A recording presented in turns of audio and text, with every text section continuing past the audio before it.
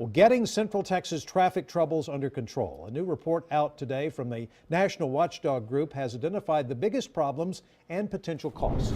Looking through first warning traffic, no surprise, Interstate 35 has problems 1, 2, and 3. From all the way south in San Marcos up to SH-130 in Georgetown, the group calls to reconstruct and expand. Add all three projects up and it estimates that it would cost over $4 billion. Other major projects include getting rid of signals along Highway 71 in Travis and Bastrop counties and going with overpasses instead.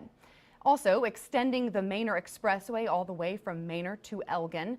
That should be another priority, they say, as should expanding and reconstructing Mopac from Lady Bird Lake all the way south to Slaughter Lane. And that is not the only projects needing help. KXAN's David Scott has been looking deeper into this report today, including just why our roads are so beaten down and congested and what's next for Central Texas travelers.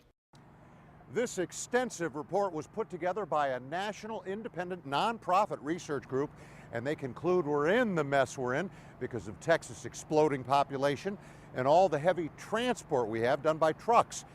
Half our roads are considered poor to mediocre, and among the many projects they endorse are expanding an 8-mile stretch of South Mopac from Cesar Chavez on down to Slaughter, and many, many more.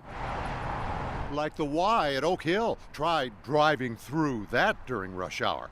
They recommend a $700 million reconstruction expansion.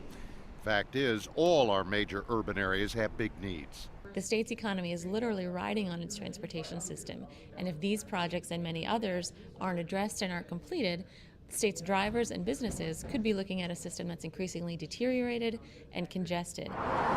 And they support the controversial 3.5-mile extension of Southwest 45 from Mopac to 1626.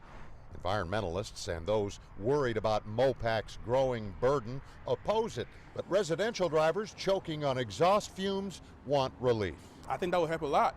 You know, it would just help alleviate some of this traffic and kind of divert it elsewhere. So these projects are going to cost a lot of money. You willing to fork up your share? I'm willing to pay for it as long as it helps. Do you think the 45 extension of Mopac will help?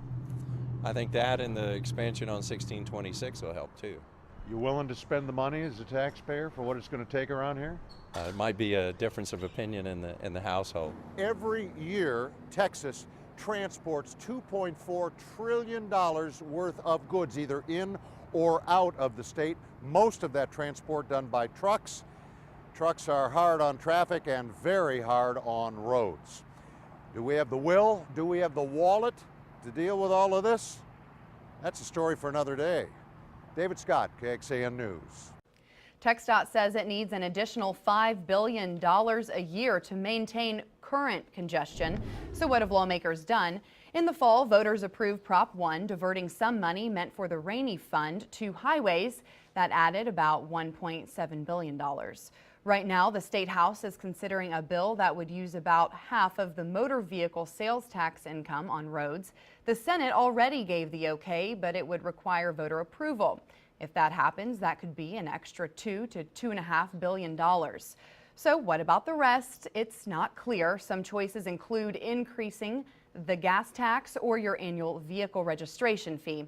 The Move Texas Forward Coalition also recommends cost-cutting through privatization or computer services and road maintenance in some parts of the state. And trying to get a sense of the effects of all the growth here, the City of Austin and Campo are working together to add more traffic counters around town. Currently, they have 6 of them up. They have instruments to count data such as the number of cars versus trucks on a particular street. The boxes can even determine the peak traffic times for a certain area.